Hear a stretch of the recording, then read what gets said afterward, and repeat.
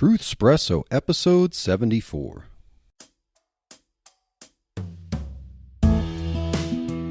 Face it, we all would rather sleep in this morning.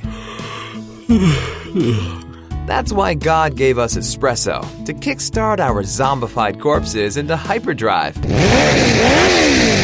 And now, giving your mind and soul the morning shot of truth it craves.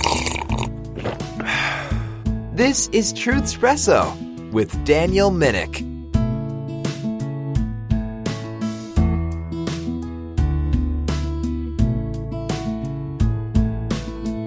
Hello and welcome to Truthspresso. This is your host, Daniel Minnick, and this episode is going to be a very unusual episode.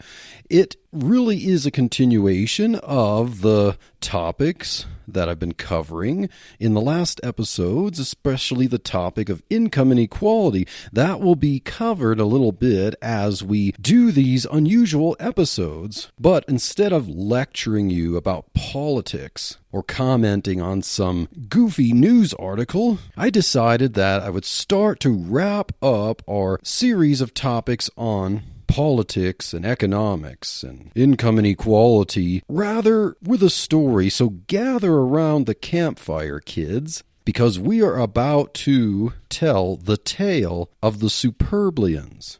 Now, this is a story that I have made up in an effort to be able to communicate some of these political topics from a Christian perspective and from a fictional perspective in a way that I hope will be able to resonate a little easier than listening to some boring lecture. And because it is a science fiction story. Now, everyone loves science fiction, right? Everyone loves science fiction. Well, maybe most people love science fiction, but I really hope that you will enjoy the tale of the Superblians.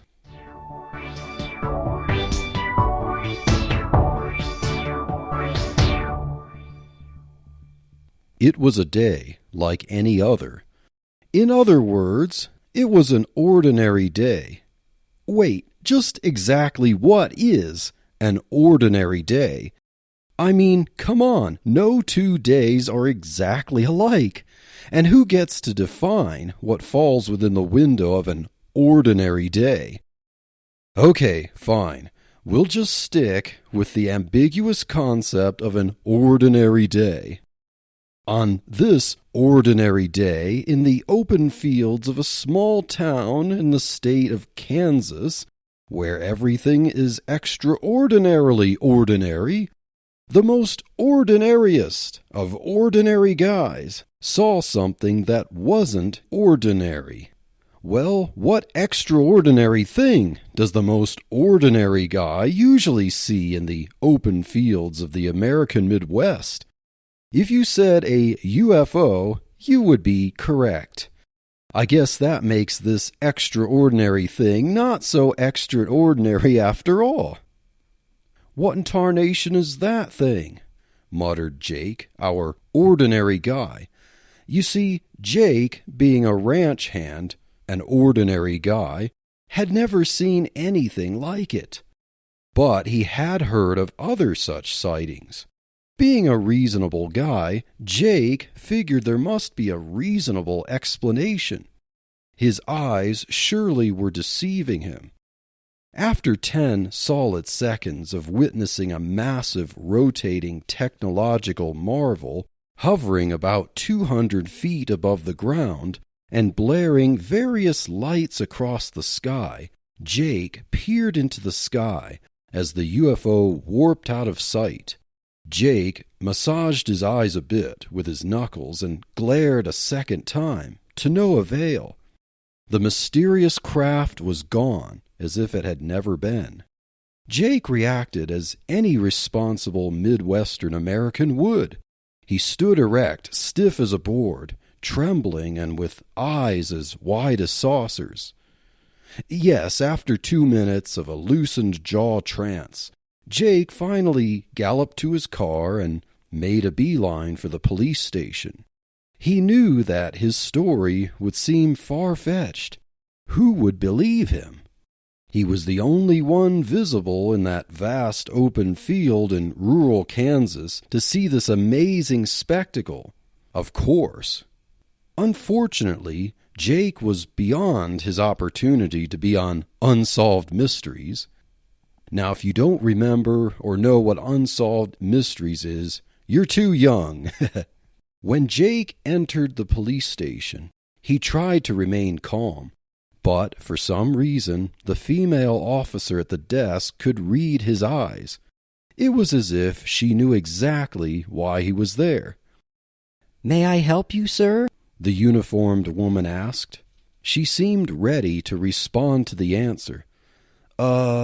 Jake gasped, struggling to fish for his mental dictionary as the situation robbed him of any semblance of intelligent thought. I'm not sure what to say, because I don't know how you will take this. I don't know how to take this either." "Let me guess," the officer interrupted, hoping her foresighted sympathy would calm his nerves. "You saw something strange hovering in the sky. Am I in the right ballpark?" Yes," Jake blurted as he huffed a sigh of relief. "How did you know that? Did you see it too? Oh, thank goodness I'm not going mad." "No, I didn't," the woman interrupted while maintaining composure. "Oh," Jake squeaked as he began to lose hope. "Then I could just be a basket case?" "Here," beckoned the female officer as she began to lead Jake near a series of office doors. Into one half-opened office doorway she shouted, "Matt, another customer for you." As Jake trembled, not understanding what was about to happen, the woman patted his shoulder and retorted, "Don't worry, everything's fine. Really, you will see." Those rather ambiguous statements did very little to comfort Jake's uneasiness. Soon, a heavy-set man donning a goatee and another blue uniform inched out the office door. All seemed reasonable as the officer grimaced. "Howdy, sir. The name's Matt. Nice to meet you." Officer Matt extended his hand for the friendly gesture. Jake reached to shake his hand and replied, "I'm Jake. Am I in any kind of trouble?" The jolly policeman chuckled almost as if he were Saint Nick himself. "Oh, my goodness, no. Let me show you something." Officer Matt lured Jake into his office to show him a montage on his wall. Jake sighed as he encountered an array of articles and blurry photos of what appeared to be UFO sightings. "You are not crazy, if that's what you're thinking," reassured the officer. "You are one of the few, the proud, the privileged." Jake scowled as his fingers twiddled across the display. He swallowed a bit of relief, then suspected that he merely found another member of the crazy club. "I'm not suggesting," counseled Officer Matt, "that our little town is being inspected by extraterrestrials. There are plenty of good explanations for what you saw and what these people saw. Most likely, it was some secret government craft looking for an open field, just like the one you were in nearby to test equipment." Jake sighed and stared at Officer Matt like a confused puppy. "I wouldn't worry about it, Jake," said Matt, trying to pep-talk the poor soul. "We live in an area that is ripe for these kinds of sightings. The middle American breadbasket is the stuff that sci-fi movies are made of. We just learn to live with it. Besides, these things add a little excitement to our otherwise drab lives, wouldn't you agree?" Jake smirked and chortled. "Yeah, I'm sure you are right. At least I know I'm in good company." Officer Matt guided Jake back to the lobby. "We're good, Marcia," said Matt to the woman at the desk as he winked. Officer Marcia forwarded the sentiment to Jake. "You good?" "Yes, I think so," squeaked Jake, entranced in the moment. Unbeknownst to Jake and the overconfident police, the moment had just begun. The aging television anchored to the right corner, adjoining the entrance to the station, blared the local news station around the clock. The hourly weather report with the beloved Dolly Standish abruptly cut short to an anchor attempting to maintain his composure. "We interrupt your regularly scheduled program for this breaking news report. An unidentified craft has landed about a quarter-mile from City Hall. About a dozen humanoid creatures exited the craft about 5 minutes ago. Police are being dispatched for safety. The President is being informed and armed forces are on their way. As you can see from this distance, the unidentified creatures have a bluish skin and oversized craniums. They seem to be an average of 9 to 10 feet tall. So far, everything else about them compares to the features of our species. No hostile activity has occurred. We will be monitoring this groundbreaking situation until we have a favorable resolution." At this time, the entire police force in the station gathered to glare helplessly at the screen. Jake and Officer Matt slowly turned their speechless glares toward each other. "Do you think," gulped the officer, "this is what you saw?" All Jake could do in reply was shrug his shoulders and grin sheepishly. "It seems that what may be the leader of the group is about to try to communicate," declared the news anchor. "People of this planet," boomed the tallest blue creature. His voice could pierce the soul with its depth and amplitude. "We mean no harm. We understand that you are startled. We sincerely apologize for that." Jake, attempting to lighten the situation, muttered, "Why do aliens always speak English?" The authoritative blue figure continued to proclaim, "We have learned about your languages and your cultures within the past year around your sun. We believe we have much to offer your economy. We do not seek to rule or hold any such office." Jake and Officer Matt glared at each other. "Sounds like a politician if I ever heard one," sneered Jake, hiding his trembling. "Yeah, exactly," muttered his equally terrified companion.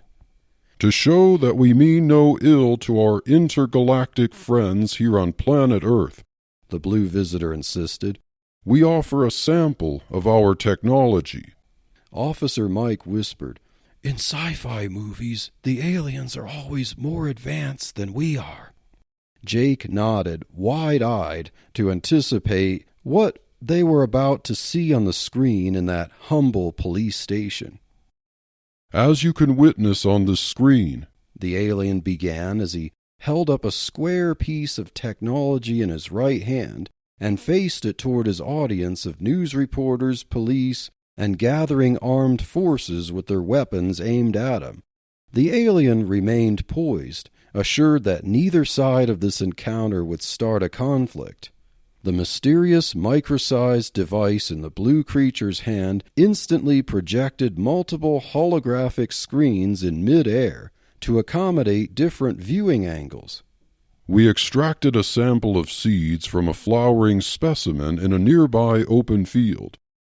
The audience and all viewers watching this worldwide news gazed helplessly at live footage of a sunflower with some of its seeds removed from the center. "These are the seeds from this plant right here in my hand." The speaker presented his left hand and opened it, showing the same seeds. All the holographic screens instantly displayed live footage of his open hand with the seeds. "Now, if you will kindly observe, my assistant Zella will demonstrate our sample technology." As Zella, a fellow blue creature a few inches shorter and apparently female, approached to grab the seeds, the leader quipped, "By the way, if you were all wondering, the holographs were not the technology I was talking about, but let that count as another sample." Cautious chuckles erupted for a moment as the spectators eased their guard a bit. "And now, a demonstration," the blue leader declared as he instructed Zella to plant the seeds in a large pot. As you can see, my assistant Zella has begun the arduous task of planting this botanical seed. I believe that this is that of a sunflower, as you call it. Am I correct? The news reporter began to nod, soon followed by others as they all assessed their standing to disagree. Good, chuckled the towering leader, determined to magnify his innocuous presence. As you can see, we have done our homework. We have no such plant life form on our planet. I admit that I find Earth's specimen of the sunflower quite fascinating. Jake whispered to his new officer friend, "Does this mean they're going to take away all of our sunflowers? I guess if that's all they want, it's not too bad of an invasion, right?" Officer Matt chuckled quietly through his teeth. The poised invader jovially commanded, "Now then, Zella, demonstrate." Zella grasped a small gun-like device from her waist belt and aimed it at the flower pot. The armed human arsenal immediately reacted and raised their weapons and pointed them at Zella. The leader placed his palm toward Zella to assure her that no danger would take place. He continued to show no hostility or offense from human reactions. The alien commander smiled as he waited for his armed opponents to calm. After 15 seconds of stand down, the alien quipped, "I promise you this is for your benefit. You can continue to react fearfully and lose your only chance to marvel. Or you can share with us this moment of mutual triumph. Your choice." After another 15 seconds, the commanding officer of the human armed forces shifted his stare from the blue creature to his right, then to his left. He nodded to both sides to lower their firearms. Each officer scowled as he or she, one by one, lowered a gun. The alien slightly increased his smile. Somehow, peace spread across the spectators ever so slightly. "You have chosen wisely," affirmed the alien superior. "Now, behold, a foretaste of your destiny." Zella glared for a split second at the helpless humans, then mashed a button on the device. A bright, multicolored series of wavelengths coursed to the pot. The female alien released the button and faced the leader to await any further commands. "Now, if you will grant us patience," the leader directed, "within seconds you will witness a new wonder of modern technology." Officer Mike whispered to his new civilian friend, "Wow, did we luck out? The biggest news of the millennium. An undeniable close encounter of the fourth kind, and all they want from us are sunflowers." Jake snickered while his eyes remained glued to the office screen. The Blue Sovereign lectured, "The soil hides what transpires at the moment. The seed inches under the surface is now germinating. Another 5 seconds will reveal all." On cue, a sprout, as if by proper sunlight, water, and full hibernation, stretched and snaked upward from the surface of the pot. The spectacle were as if a camera had filmed the growth of a sunflower through the whole growing season and sped it up. It was beautiful to behold. Within the span of 1 minute, the sprout climbed to full height and budded. The petals emerged from their green, pre-ripened condition and animated into full bloom. Before all viewers across the globe stood a mature sunflower that began as a seed a mere minute ago. The leader grinned to approve the awestruck spectators as they mumbled among themselves. The trembling news reporter raised his hand, hoping the alien understood the gesture. The Blue Wonder pointed his direction and affirmed, "Yes, sir. You have a question, no doubt." "Yes, sir. Your Majesty," the anchor gulped. The blue leader's grin enlarged as he raised his palm to quell the man's stumbling. "My name is Zorg. No need for formalities. And to answer the question you are about to ask, yes, our rapid biogenetic technology affects more plant life than sunflowers." The alien clasped his hands to begin another eager lecture. The device that Zella wields analyzes the molecular compounds of the plant and calculates its biogenetic needs. It then emits a combination of waves and particles that translate internally into the formula not only for the amount of sunlight, water, and nutrients the plant needs to mature, but also the composition that it needs to grow within the span that you just witnessed. You may now wonder if this engineered sunflower is equal to its slower peers. I assure you that it is very much like any other of its kind that have had months or years to grow. The blue alien, now known as Zorg, paced to the right as he delivered his good news. To answer your next question, yes, this really does mean the end to world hunger. Zorg paused to let the spectators gather their thoughts and mutter among themselves. Yet, knowing their next question, he interjected, I'm sure your next thoughts are of reciprocation. The answer is no, we demand no payment.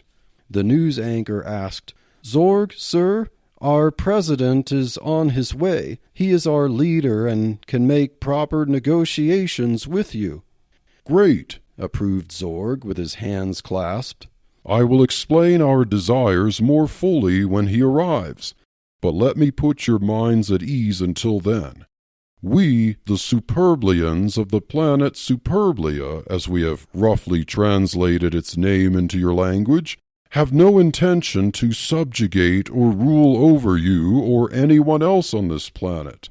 We are a peaceful race who have built up our society, our culture, and our technology through cooperation, integrity, and harmony. We know nothing of violence on our planet, which has afforded us our rapid productivity. Jake, Officer Matt, and Officer Marcia all scowled at each other and shrugged. We are on a mission, continued the friendly Superblian, to improve the livelihoods of all planets inhabited by thoughtful sentient beings. We recognize that not all races are blessed with a history such as ours. This demonstration is but a token of what we will offer in exchange simply for this. We wish only for a pilot sample of Superblians to live among the humanity of Earth. We will integrate our services in your society and in your economy. We will engage gleefully in free exchange with your people. We do not wish a separate colony on Earth. We desire to be your next-door neighbors, to build with you, to eat with you, to celebrate with you, and to share with you. We will facilitate our exchanges using whatever forms of currency you desire. We want our goods and services to be valued freely according to your price system. We wish to celebrate your new life as you celebrate ours. For all intents and purposes, we will be humans among you, but we will not suppress the fruits of our labor any more than we wish you to suppress yours. Together, let's end hunger on Earth and build a better planet. And with these words, communications erupted. The Superblians generously extended their hands to embrace those of the bedazzled humans whose gathering in that middle American town continued to swell. Fear and hostility disappeared as the humans and Superblians laughed together and shared their experiences and knowledge. The president arrived as fast as Air Force One could safely land him, taxi him, and escort him through the massive crowds. Other world leaders soon followed. The wit and candor of the blue aliens enchanted any human who got to know them. Their gentle strength and intellect tranquilized the concerns of the biggest and most unusual event in recorded history. The Superblians introduced other amazing technologies to improve living conditions for all humanity. As Zorg had promised, world hunger quickly became a thing of the past within 1 year. As no one lacked for food, they focused their energies elsewhere. In delightful recipes, in recreational facilities, in tourism, in building houses that only the wealthy could afford but 1 year ago. The poorest humans could buy their own amazing living accommodations after only 6 months of work. The need for mortgages began to fade away. Sure, hardship and death still existed and remained, but compared to a year ago, these realities were much more tame. The average human lifespan increased by an amazing 20 years. Not only was the measure of poverty very much diminished, but the quality of food increased. Diets were also healthier. Avenues for exercise were much more effective as well as leisurely. More people than ever before found that the purchasing power of their earnings allowed them to save more and retire early. Increased technology and healthcare from the Superblians improved the standard of living of most people with handicaps and serious medical conditions. Some handicaps could be cured while others could be aided with supplemental devices to make a normal life as approachable as possible. Near the end of a year since the Superblians arrived, many on their deathbeds could depart in comfort and style. One strange fact that the humans discovered after getting to know the Superblians is that they held to strong views of both faith and freedom. They always believed in one true God, and they quickly converted to Christianity after studying the societies and history of Earth. Hey, this is my story. Just deal with it. The Superblians strongly practiced charity, but they rejected human forms of government that enforced monopolies. They explained that this was coercion and morally inferior. They never pushed to set up a central bank or a central healthcare system. Yet the technology they introduced to Earth seemed to work wonders with healthcare needs. The Superblians believed in free speech. They held their strong opinions, but believed that freedom would manifest truth. Cordial conversations and debates, rather than top-down propaganda control, were the way to reveal absolute truth. Many humans didn't know how to handle these ideas in the face of clear prosperity. For now, the situation was simply a paradox in the minds of many. I would like to say, and they all lived happily ever after. But we all know that's for fairy tales, not science fiction. This tale of the Superblians has not yet ended. This is part 1. In the next part, we will see how the humans begin to understand their relationship with the Superblians. We will see how the so-called experts and the politicians and the economists handle all the newfound prosperity. But for now, at the end of part 1 of this silly story, consider this passage of Scripture apropos. Psalm chapter 35, verses 26 through 28 says, "Let them be ashamed and brought to confusion together that rejoice at mine hurt. Let them be clothed with shame and dishonor that magnify themselves against me. Let them shout for joy and be glad that favor my righteous cause. Yea, let them say continually, Let the Lord be magnified, which hath pleasure in the prosperity of his servant. And my tongue shall speak of thy righteousness and of thy praise all the day long." And so this passage is applicable for part 1, but it will also be applicable for part 2, as we see what transpires after 1 year of life with the Superblians. So, if the tale of the Superblians has been entertaining thus far, well, stay tuned for the next episode of Truthspresso, because you really do not want to miss the exciting part 2 of the tale of the Superblians.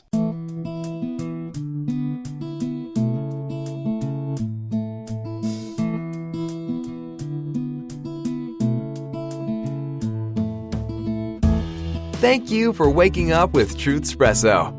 Good morning, and God bless your day. Hey friends, Daniel Minnick here again. If you liked waking up to this episode of Truthspresso, I would really appreciate it if you would rate it on Apple Podcasts, Stitcher, or whatever application you use to listen to Truthspresso.